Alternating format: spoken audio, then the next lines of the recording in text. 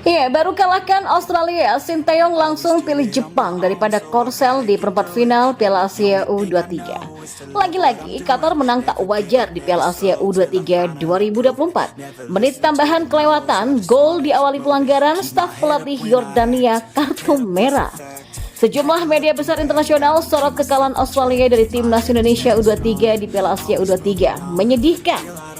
Berikut kami akan coba merangkum berita terbaru dan terhangat seputar timnas Indonesia. Simak kabar selengkapnya di kanal Berita Bola hanya untuk Anda.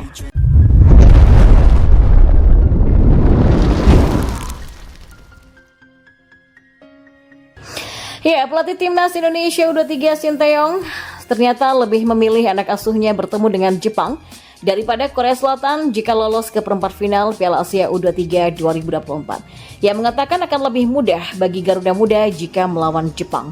Timnas Indonesia U23 memang punya kans berhadapan dengan Jepang atau Korea Selatan di babak 8 besar Piala Asia U23.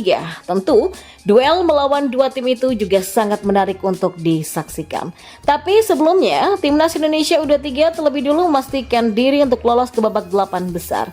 Syaratnya tidak boleh kalah saat berhadapan dengan Yordania di laga pamungkas Grup A pada 21 April mendatang. Tidak mudah karena Yordania pasti juga mengincar kemenangan di laga tersebut demi asa untuk lolos. Namun, kans Timnas Indonesia U23 lebih besar dengan catatan tak boleh kalah. Jika lolos, Timnas Indonesia U23 akan menghadapi perwakilan Grup B.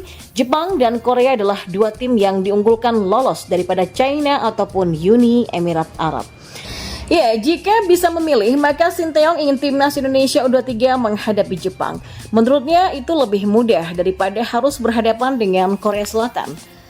Ini pertanyaan yang sangat sulit ya. Dan tentu saja saya tidak bisa mengambil keputusan apakah kita akan bermain melawan Korea atau Jepang. Tapi saya pikir saya lebih memilih Jepang. Saya pikir lebih baik bagi kami untuk bermain melawan Jepang daripada melawan Korea. Lebih lanjut, Sinteyong punya kepercayaan diri tinggi bisa mengalahkan Yordania. Bahkan ia sudah mulai ancang-ancang mempelajari bagaimana Jepang ataupun Korea bermain. Di sisi lain, pelatih timnas Indonesia U23 Sinteyong pun juga langsung dibuat pusing dengan situasi dalam skuad Garuda Muda meski baru saja menumbangkan Australia. Pada laga terakhir fase grup, timnas Indonesia U23 akan menghadapi Yordania. Dan sebuah hasil imbang sudah cukup memberikan tiket lolos kepada Rafael Struijk dan kolega untuk menikmati kesempatan bermain di fase gugur. Lebih lanjut, Indonesia bakal kembali diperkuat oleh Ivar Jenner yang absen di laga kontra Australia karena menjalani skorsing akibat kartu merah kontroversial yang diberikan wasit Nasrullah Kadirov dalam laga kontra Qatar. Tapi kembalinya Jenner berpotensi membuat kepala Sinteyong menjadi pusing. Mengapa demikian? Pada pertandingan kontra Australia, Sinteyong mempercayakan Nathan Choaon bermain sebagai gelandang bertahan dan pemain LC Heerenveen yang sejatinya adalah bek kiri tersebut sukses melaksanakan tugasnya dengan apik. Nathan diharapkan untuk menjadi starter lagi saat Indonesia memerlukan 1 poin ketika menghadapi Yordania nanti. Sementara itu, Sinteyong juga bisa menurunkan Justin sebagai gelandang bertahan. Pada pertandingan terakhir kontra Yordania, Hafner diturunkan di babak kedua kontra Australia dan sempat bermain sebagai gelandang bertahan selama beberapa menit sebelum dikembalikan kepada posisi aslinya sebagai bek tengah setelah Komang Teguh ditarik keluar. Sinteyong kini berpotensi dibuat pusing karena 3 pemain yang bisa diandalkan sebagai gelandang bertahan dalam pertandingan kontra Yordania. Solusinya mungkin adalah dengan menempatkan salah satu di antara mereka sebagai bek tengah seperti Justin Hafner untuk menggantikan salah satu di antara Rizky Ridho, Komang Teguh atau Muhammad Ferrari. Sinteyong bisa melakukan rotasi terhadap trio bek tengahnya mengingat mereka selalu menjadi pilihan sejak menit pertama dalam 2 pertandingan sejauh ini. Maka dengan begitu Nathan Choaon dan Ivar bisa berduet di lini tengah. Ya, timnas Qatar kembali meraih kemenangan kontroversial di Piala Asia U23 2024 dengan kali ini melibatkan Yordania sebagai korban. Timnas Qatar selaku tuan rumah memastikan diri sebagai peserta pertama yang lolos ke perempat final Piala Asia U23 2024. Mereka meraihnya dengan koleksi 6 poin dari 2 pertandingan grup A. Namun semua kemenangan tersebut tidak lepas dari cap kontroversial. Setelah mengalahkan timnas U23 Indonesia dengan serangkaian keputusan ganjil dari wasit Nasrullah Kadirov, Qatar diserbu kritik lagi pada matchday kedua. Ya, tim Merah Marun meraih kemenangan tidak wajar atas timnas U23 Yordania di Stadion Jassim bin Hamad pada Kamis 18 April. Disebut tak wajar karena seperti halnya pada matchday 1 lawan Indonesia, Qatar dituding bahwa mereka kembali diuntungkan oleh wasit. Gejala awalnya sudah terlihat dengan penunjukan Sivakorn Puudom sebagai wasit utama. Sivakorn asal Thailand tak lain adalah petugas VAR dalam duel Qatar versus Indonesia kemarin, di mana beberapa keputusannya ikut merugikan Garuda Muda. Tuan rumah pun menjalani pertandingan versus Yordania dengan mencetak gol lebih dulu berkat aksi Abdullah Al-Yazidi. Kekesalan mulai dirasakan awak Yordania ketika wasit peluit tanda babak pertama berakhir di saat mereka sedang dalam posisi menyerang di wilayah musuh. Ya, masuk di babak kedua, Qatar gantian merasakan menjadi korban keputusan VAR ketika Sivakorn menunjuk titik putih dan memberikan tendangan penalti bagi Yordania. Eksekusi Arif Al-Hajj melaju mulus ke gawang tim tuan rumah. Skor imbang pun 1-1 kelihatannya bakal awet karena tak ditemukan gol tambahan sampai akhir waktu normal. Namun pada saat genting itulah kontroversi muncul dan dituding kembali menguntungkan Qatar. Wasit memberikan injury time yang lama, yakni 10 menit bagi kedua tim untuk menyelesaikan pertandingan. Tapi Sivakorn tidak kunjung menyudahi laga setelah lewat dari 10 menit yang ditentukan.